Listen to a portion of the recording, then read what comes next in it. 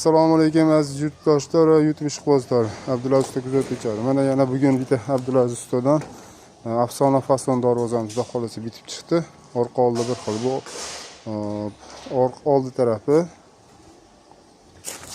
oldi tarafi, orqa tarafi ham xudo xolasa hozir ko'rsataman. Orqa oldi bir xil, oldi tarafi to'ntarish imkoniyati bo'lishi nima qilib. Bu kaltga holati, mana shu holatda to'qib olinadi. Chap katta bo'ladi eshigi. Ochilishlari bu oldi tarafini o'tgan holatda to'qib oldik.